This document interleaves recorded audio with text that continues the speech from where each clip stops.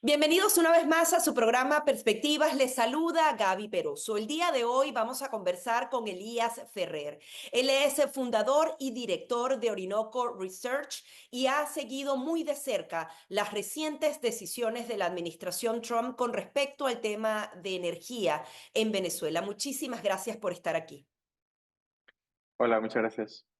Sí, quería en principio tu interpretación de estas dos últimas medidas adoptadas por la administración Trump. En primer lugar, extender por un tiempo más lo que serían las operaciones o esa licencia a Chevron hasta el 27 de mayo y adicionalmente la imposición de manera inédita, no había ocurrido antes en la historia, de tarifas para sancionar al régimen de Nicolás Maduro, me imagino que apuntando al mercado negro. ¿Tu interpretación de estas dos medidas? Sí, yo creo que lo que estamos viendo es lo contrario de lo que hizo Trump en su primera administración. Es decir, no está buscando cortar completamente el flujo de petróleo venezolano, sino que está más bien pensando en redirigirlo. Porque, ¿qué significan los aranceles? Que los países que compren petróleo venezolano van a tener un arancel con el comercio que tengan todo ese país con Estados Unidos. Es decir, no vale la pena comprar petróleo venezolano porque un arancel del 25% a toda mi economía no es demasiado eso. Entonces, India, España, China, que compran petróleo venezolano van a decir, no, mira, no me voy a meter ahí. Eso sí, no hay ningún arancel para los Estados Unidos y hay algunas empresas, aparte de Chevron, que tienen licencia para exportar petróleo venezolano a Estados Unidos. Ahí, ¿qué es lo que pasa? Que lo fácil va a ser redirigir todo el crudo hacia el norte y a un descuento muy importante, porque si solo hay un comprador disponible, el comprador puede decir, mira, yo quiero que me baje el precio. Entonces, eso yo creo que tiene mucho más que ver con redirigir los flujos comerciales que con prohibir y sancionar el régimen de Maduro. Y luego, ¿qué vemos con la licencia de Chevron? Que la extienden. Eso quiere decir que hay más tiempo para negociar, según lo que parece, para hacer un nuevo tipo de licencia para Chevron para seguir operando en Venezuela y que pueda exportar a los Estados Unidos. Ahí, bueno, no estoy muy seguro, yo no sé en qué está pensando exactamente Trump, pero eso es a todo lo que apunta. Si tú asegurabas en una entrevista que prácticamente Estados Unidos dice entre líneas, el único que puede comercializar o tratar con el petróleo venezolano soy yo. ¿Tú crees que dentro de esa línea de acción pueden haber un replanteamiento de esas licencias a las empresas norteamericanas? Sí, claro, y de hecho yo creo que es incluso bastante probable que otras empresas de Estados Unidos les den una licencia completamente nueva a lo largo de este año o a lo largo de la administración Trump. Porque claro, ¿qué es lo que pasó con las sanciones de Trump en su primer mandato? Que le envió mucho petróleo a China a un descuento de $35, $40 por barril, y estamos pensando en como mucho $100 de precio total. O sea, es un descuento enorme que básicamente le están regalando a China y que se hacía a través de flujos a través del mercado negro, a través de Irán, Malasia. Entonces, ¿qué quiere Trump? No, mira, en vez de que China compre a descuento, Estados Unidos a comprar a descuento. Y yo creo que eso es en lo que está pensando. Tal vez no termine de funcionar, pero tendría mucho más sentido en el America First, ¿no? En decir, mira, las empresas estadounidenses son los que se van a beneficiar aquí, no China, y los consumidores americanos también, porque van a tener petróleo y asfalto y otros productos de ese estilo más baratos.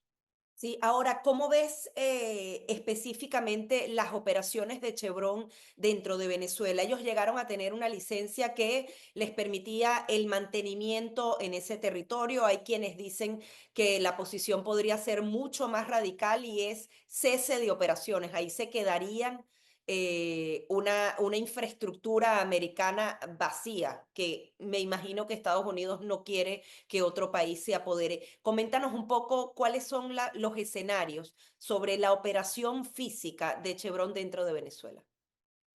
Claro, ellos operan a través de empresas mixtas con PDVSA. Eso significa que, aunque no pueden operar más en Venezuela, siguen siendo los dueños accionarios de una parte de esa empresa mixta.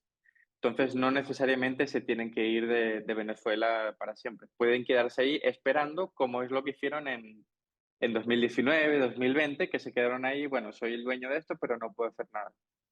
Claro, ¿qué pasa? Si ellos deciden irse porque ya Venezuela no da para más, ahí ya sí esos campos se los darían a otra empresa. Es muy O- difícil que se lo den a alguien más. Eso sí, existen estos nuevos contratos que les llaman CPP en Venezuela, que lo que hacen es, bueno, el dueño de la operación es Chevron, PDVSA, cualquier otra empresa, pero este otro puede operar. Y entonces hay empresas de Argentina, de China, de Brasil, de Europa, de varios países que han entrado con esos contratos sin tocar a los dueños, digamos, pero pon que esos dueños no estaban operando y eso ha pasado mucho con las sanciones y con el propio desmantelamiento por parte de PDVSA y del gobierno venezolano de toda la industria. Han dicho, bueno, tómalo, recupera la producción, produce, véndete tu petróleo. Y eso es algo que sí podría pasar con las operaciones de Chevron. Si no pueden hacer nada, se lo dan a otra empresa para que lo opere mientras tanto. Y no Ahora, sabemos quién sería. ¿quién crees que sería? Porque eso es Mm. importante. ¿Sería China? Bueno, o sea, eso está abierto, pueden ser de cualquier país, pero las principales empresas que se han fijado en este tipo de contratos son de China. De hecho, no son las empresas grandes estatales de Beijing, pero sí que son varias empresas más bien pequeñas, poco conocidas, que a veces hacen como de fachada para el Estado chino. Ahora, hay recientes informaciones luego de la imposición de estas tarifas que algunas refinerías chinas, al parecer no las que dependen directamente del Estado, paralizaron sus compras en abril. También India tuvo una reacción. Ellos también le temerían a la imposición de estas tarifas, ¿no? O sea, no sería tan sencillo suplir ese vacío. Claro, sí, y es como lo que he dicho, Venezuela no es el principal productor de petróleo del mundo. Si tienes que elegir entre comerciar con Estados Unidos y Venezuela, vas a decir Estados Unidos. Es decir, yo no quiero aranceles, porque si no va a ser un problema muy grande. Eso es lo que están diciendo tanto refinerías en India como en China. Eso sí, es muy probable que más bien lo que esté pasando en China no es que vayan a dejar de comprar petróleo venezolano, sino que se están esperando. ¿Por qué? Porque vuelve el descuento. Es lo que dije antes, que cuando hay muy pocos compradores, los pocos que quedan dicen, mira, si no me lo vendes a mí, no se lo puedes vender a nadie más. Y baja el precio. Entonces, ¿qué pueden hacer? O sea, vamos a ver, ¿no? ¿Qué es lo que van a hacer en la próxima semana? Pero es muy probable que se esperen y digan, mira, la semana que viene el precio va a bajar un 10, 20, 30%, me espero. Sí, ¿qué actualización nos puedes dar con respecto a esa reacción que han tenido en India, en China? ¿Qué se maneja luego de este anuncio de las tarifas del 25%? Sí, claro, en India está Reliance Industries, que es una de las principales refinerías de Asia, que lo que han dicho es no vamos a comprar petróleo venezolano porque es un riesgo demasiado grande. Y en China, claro, han dicho que no van a comprar ese petróleo, pero con sanciones estaban comprando a través de terceros países. Y claro, lo que hacen es cambiar petróleo de embarcación, o sea, entre los cargueros los juntan, cambian en alta mar, esconden su país de origen y entonces, no es venezolano, es de Malasia o es de otro país, ¿no? Y eso es lo más probable que vayan a hacer porque en los últimos años les ha gustado mucho comprar petróleo mucho más barato de Venezuela. Sí, ahora, esa era la salida que tenía el gobierno de Nicolás Maduro al no colocar el petróleo en el mercado formal, lo hacía a través del informal. Pero eso ahora, estas tarifas ponen en un compromiso a esos países para que no les entre ese petróleo. O sea, antes el que fiscalizaba era el gobierno americano, ahora tendría que ser China o Malasia ver el origen real para que ellos no sean sancionados. Cambia un poco el actor inspector. Claro, porque ahí no se sanciona una empresa, porque antes era ese el problema. Puede que me sancione mi empresa. Yo escondo el país de origen y entonces no pasa nada, ¿no? O sea, Estados Unidos no se entera. Ahora, ¿qué pasa? Que China, o sea, se enfrenta a una medida contra todo el país, o la India se enfrenta a una medida contra todo el país. Entonces, el mismo Pekín, Nueva Delhi van a decir, no, espérate, no puedes comprar petróleo venezolano. Eso es lo más probable que va a pasar. Y yo creo que, por ejemplo, de hecho, es algo que se ha estado escuchando. Empresas europeas que tienen operaciones en Venezuela con licencias de Estados Unidos van a decir, sí, voy a seguir produciendo, pero voy a usar mi licencia no para traerlo a mi país, sino para exportarlo a Estados Unidos. Repsol, Maurel El Prom de Francia, por ejemplo, que es algo que han hecho en algunas ocasiones ya, pero principalmente lo enviaban a Europa. Pero ahora dicen, no, bueno, si lo mando a Estados Unidos no hay arancel. Ah, bueno, mejor hago eso. Ahora, ¿hay posibilidades de que le cierren las puertas a las empresas americanas y dejen funcionando las europeas? ¿O tú crees que tarde o temprano va a haber un anuncio también con respecto a estas empresas? Si se dejan las cosas tal y como están ahora, eso sería lo que está pasando y lo cual sería muy extraño que Trump lo que haga es favorecer empresas de Europa. Y por eso es muy probable, y yo creo que la extensión de la licencia de Chevron nos apunta en esa dirección, que es que sea mucho más fácil para empresas estadounidenses que no para las europeas o para las de la India, que produzcan petróleo venezolano y lo exporten a su propio país. Quería que nos explicaras un poco más la extensión hasta el 27 de mayo. ¿Qué podría pasar acá? Tú apuntabas a través de tus redes sociales y diversas entrevistas que sí o sí lo que era la licencia otorgada por la administración de Biden está muerta y que definitivamente va a venir otra, no necesariamente un cese definitivo de operaciones de Chevron en el país. ¿Qué escenarios se manejan en el mundo energético? ¿Qué podría pasar y por qué se extendió durante este tiempo la licencia? Sí, bueno, lo primero de por qué se extendió es para dar mucho más tiempo para poder negociar algún tipo de solución ahí que beneficie a empresas americanas, Chevron en este caso. Vamos a ver de qué forma, o tal vez Chevron se quede fuera, pero yo no creo que ese termine siendo el caso.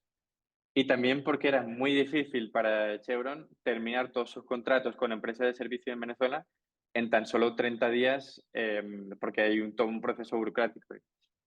Luego, claro, ¿qué es lo que va a pasar en el futuro? De eso no estoy muy seguro, pero sí que hay varias ideas de hacer una especie de America First para una política America First para Venezuela, que diga, mira, las empresas estadounidenses van a tener prioridad para producir y exportar petróleo. Y entonces yo creo que todo está apuntando para allá. Y esos 60 días adicionales que le dan a Chevron apuntan a que hay discusiones. Y de hecho es cierto que hay todavía contactos entre el gobierno de Nicolás Maduro y la administración Trump. O sea, eso no es ningún secreto. Sí, quería justamente que también nos describieras un poco el impacto que ha tenido la posibilidad de anular esta licencia a Chevron dentro del país. Está el tema de las divisas, está el tema de la inflación, está la amenaza de que empiecen a escasear productos o particularmente la gasolina. Tu evaluación de lo que ha sucedido de marzo acá con respecto al tema económico y al ciudadano de a pie que tiene un impacto directo en este tema.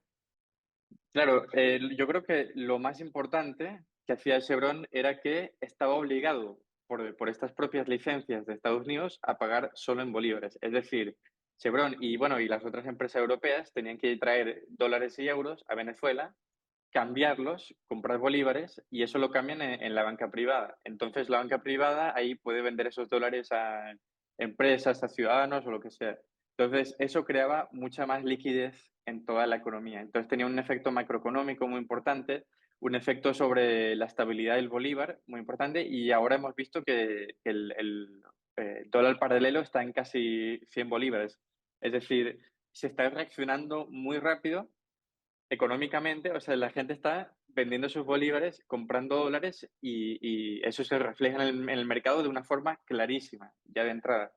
Luego, otra cosa muy importante que hacía Chevron y otras de estas empresas extranjeras es que cambiaban diluyentes por petróleo venezolano. ¿Y por qué eso es muy importante? Porque gran parte del petróleo venezolano es pesado, extrapesado, por ejemplo, sirve mucho para el asfalto, pero si tú quieres hacer gasolina, tienes que mezclarlo, meterlo en una refinería, en un mezclador. Y claro, en algunos momentos no había nadie que pudiese traer ese diluyente, en otros momentos era Irán. Y de hecho, en 2020 creo que era que todo el país estaba a la espera de un carguero iraní que trajera eso. Porque Irán también entrega esos cargamentos con cuentagotas. Es decir, Irán no quiere que Venezuela sea una potencia o que prospere o lo que sea. quiere ayudar lo justo. Chevron y estas otras empresas, en cambio, sí tenían interés de que llegue mucho más de estos diluviantes, de estos insumos que necesita la industria petrolera y que se necesitan para la gasolina, para el día a día del venezolano. Sí. ¿Qué pierde el venezolano común si Chevron definitivamente acaba con sus operaciones y en general las empresas de Occidente? Bueno, es justo lo que he dicho, es decir, habrán muy probablemente problemas con la gasolina y tema de las divisas, es decir, habrán menos divisas en el mercado cambiario. Porque, ¿qué es lo que pasa? Que Chevron vendía ese petróleo, Repsol vendía ese petróleo, cobraban dólares, los trae aquí y los cambia por bolívares. ¿Qué es lo que hace PDVSA? Produce el petróleo, lo vende en dólares a descuento, pero ellos mismos lo venden a dólares, ellos mismos, PDVSA, el Estado o personajes como Tarek El Aissami en su momento, se quedaban con los dólares y ya está. Y se los guardan, se compran sus cositas, pero no van al mercado cambiario, no van a la economía en general, como si las divisas que traían esas empresas extranjeras. O sea, normalmente el régimen de Nicolás Maduro siempre logra colocar ese petróleo y siempre logra tener el dinero de manera Claro, regular o de manera irregular. O sea, no hay un impacto real para su operatividad como régimen. es decir, lo tienen que vender más barato, pero siempre hay un comprador de petróleo. Eso en el mundo que vivimos hoy es así. Más barato, pero cobran los dólares directamente en vez de tener que compartir con Chevron y que les pague dólares, bolívares, perdón. Ahora, en materia geopolítica, ¿a Estados Unidos realmente le conviene retirarse definitivamente de Venezuela? Porque ¿quién ocupa ese lugar si estas empresas ya no hacen vida en Venezuela? Para mí, yo creo que junto a eso hay una pregunta muy importante. Si te retiras de Venezuela, ¿es para hacer un cambio de régimen, un cambio de gobierno o algo así? Porque si ese es el plan, bueno, vamos a ver qué es lo que van a hacer y si lo hacen. Si ese es un tema de sancionar, bloquear y dejarlo ahí, como por ejemplo vemos el tema de Cuba, que hay un embargo, dura 60 años, no hay cambio de régimen en Cuba, y entonces si es un tema de eso, yo creo que geopolíticamente no beneficia a los Estados Unidos y como Venezuela es un país muy rico en recursos, van a seguir entrando poco a poco, van a seguir avanzando China, Irán y Rusia, que sí están muy interesados en diversos aspectos, en la minería, en el petróleo, porque, bueno, aparte del petróleo y gas hay oro, cobre, estaño, tantalios, hay todo un tipo de recursos ahí, ¿no? Que estas potencias pueden estar interesadas de diversas formas. Y de hecho yo creo que la minería es algo que no se ha hablado mucho y también hay mucho interés que Estados Unidos podría tener, pero que ahora parece que lo único interesado es, bueno, principalmente es China y en menor medida Irán y Rusia. China es un actor muy importante para Estados Unidos y hablar de una imposición de aranceles del 25% simplemente por comprar petróleo venezolano, no sé si también sea una buena jugada para Estados Unidos. ¿Tú crees que realmente Estados Unidos está dispuesto a sancionar a toda China por el petróleo venezolano? Eso también entra aquí en lugar y es poco probable, ¿no? Claro, esa es otra pregunta. Anuncian los aranceles del 25%. ¿Están dispuestos a aplicarlos a la economía china, que es uno de sus principales socios comerciales, por encima de los aranceles que ya tienen, solo porque han comprado petróleo venezolano? No sé, yo creo que eso va a ser una pelea de quién está haciendo un farol. Es decir, China se atreve a comprar petróleo venezolano, Estados Unidos se atreve a ponerles aranceles. Claro, eso habrá que verlo y porque China ya tiene aranceles de la administración Trump y entonces le añaden por encima. Y de hecho esto lo dijo Trump en público en una rueda de prensa. Sí, ahora, ¿crees que más bien la jugada no es para sacar a China de la jugada, sino a los países que son más pequeños? Muchos de ellos además tienen licencia. Tú decías que India se está absteniendo a comprar entonces el petróleo, pero ellos ya están autorizados y esa medida no se ha dado. O sea, ¿qué interpretas tú aquí de todas estas jugadas? Claro, India tiene una autorización para comprar petróleo venezolano y Trump dice, sí, tienes la autorización, pero te vamos a poner aranceles. Entonces dice, bueno, entonces mejor no, me salgo de ahí. Y es verdad que tal vez China o India al final terminen atreviéndose porque son mercados muy grandes, economías muy grandes, pero sí que países mucho más pequeños, por ejemplo, todos los países que hay en las Américas y en el Caribe, seguramente van a decir, mira, no vale la pena. Mi comercio con Estados Unidos es demasiado importante en comparación con el que tengo con Venezuela. Sí. Ahora, ¿crees entonces que Estados Unidos quiere es colocarse cara a cara al régimen de Nicolás Maduro como te voy a quitar a tus amigos predecibles del 2020 y que nada más negocies conmigo y así tratar entonces de llevarlo a la mesa buscando esa transición, quizás ni siquiera una transición, pero una movida, un aire democrático para el país? ¿Crees que también apunta hacia eso? Yo creo que si nos enfocamos en esta idea de America First, de favorecer empresas americanas en Venezuela, en el corto plazo no se está pensando en un cambio en el régimen, en una transición, ni en nada de eso, ni en condiciones más democráticas. Y de hecho, si escuchamos a las declaraciones de Trump o de su gobierno, por ejemplo, nunca han hablado de unas elecciones regionales y legislativas que vienen ahora en mayo, ni de que haya mejores condiciones, ni que se habiliten candidatos, ni nada de eso. Eh, hay como, bueno, hay algunos que hablan de, bueno, tiene que acabar el régimen, tiene que salir y todo eso, pero parece que no se está hablando de cómo hacerlo, de que haya un poquito más de democracia, un poquito más de que se respeten un poco más los derechos. Parece como que no hay nada de eso en el corto plazo. Puede ser que más adelante sí escuchemos algo de eso. Entonces, yo no sé si Trump realmente le está plantando cara a Maduro o si no, más bien le está diciendo, mira, estas van a ser las condiciones para comerciar, para, bueno, está el tema migratorio también, de que tú tienes que venir a, o sea, que Maduro tiene que llevar los aviones de confianza a buscar migrantes. Y es como que en el corto plazo más bien están pensando en temas muy pragmáticos de tenemos esta rivalidad con China, vamos a hacer que el petróleo barato me lo des a mí y no a China, y ese tipo de cosas, mucho más pragmáticas que tengan que ver con la geopolítica y con la migración y no tanto con la democracia, con transiciones o todo eso.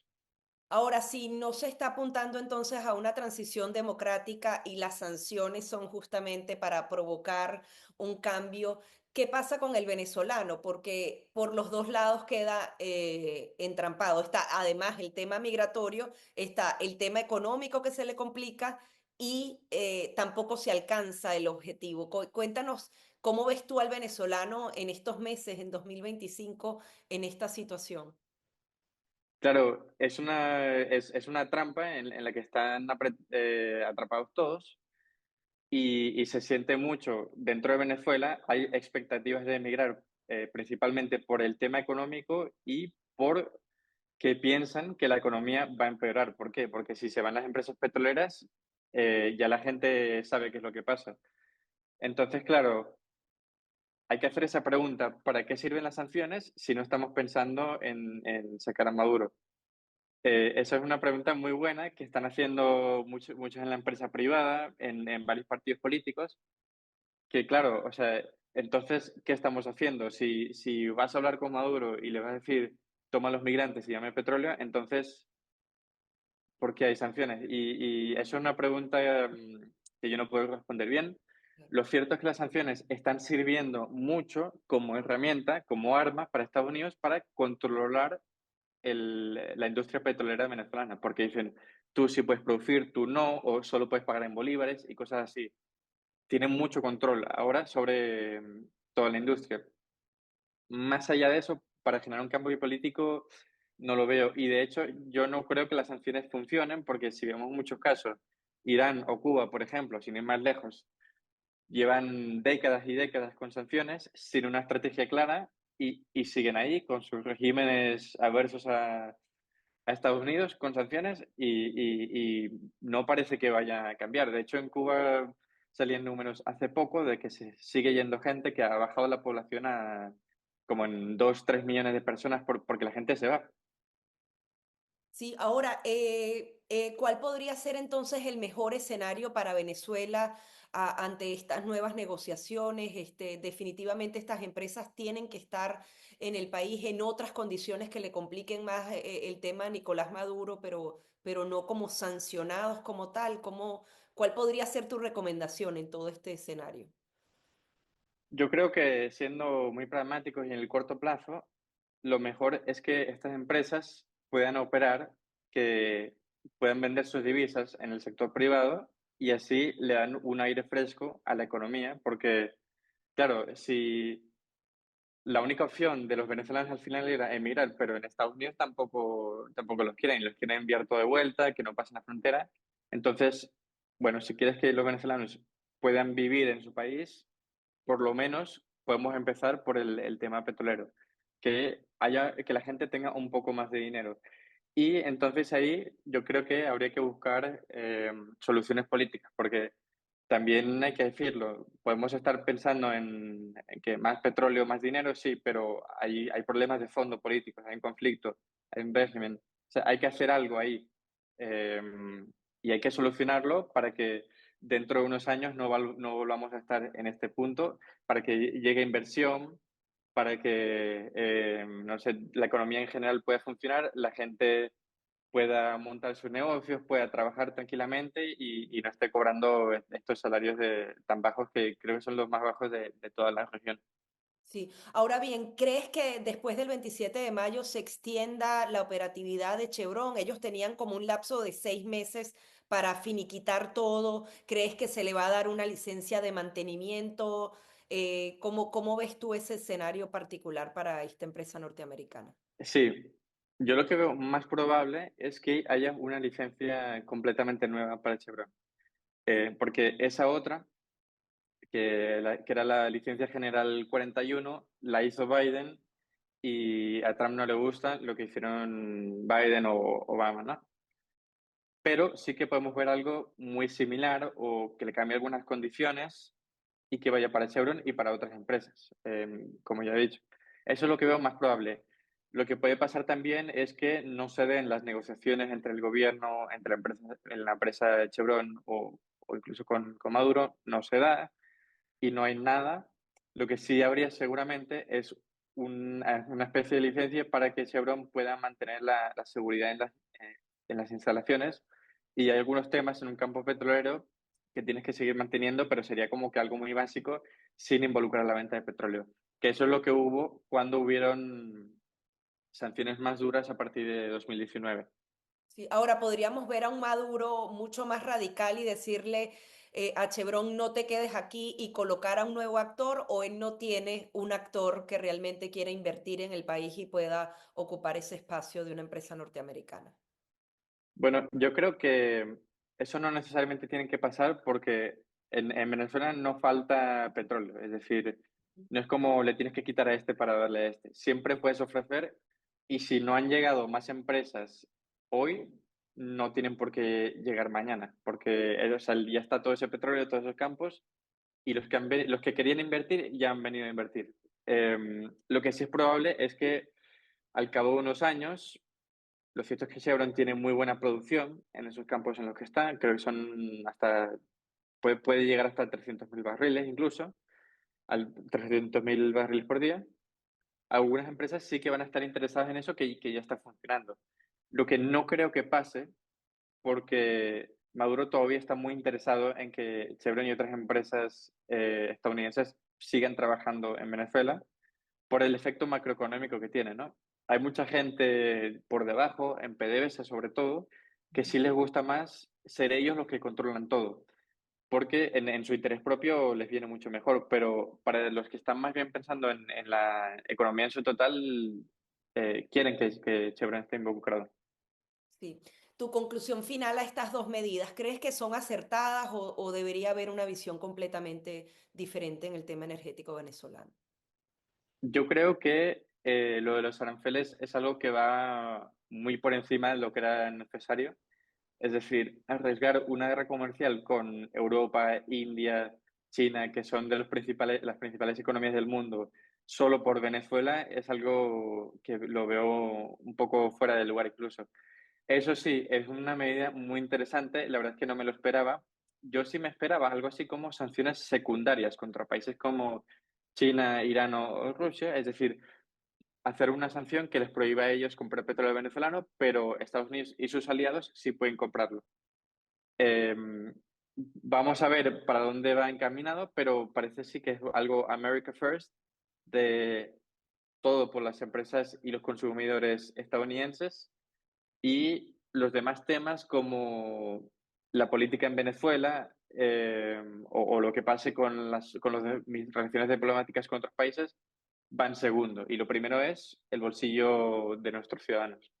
Al final Yo lo veo siempre que va van a ahí. estar impactados. Ellos son los que Sí, pagan el plato roto, ¿no? sí. Muchísimas gracias por todas tus conclusiones. Bueno, muchas gracias a usted. Sí, Elías Ferrer, quien es director y fundador de Orinoco Research, aquí en su programa Perspectivas.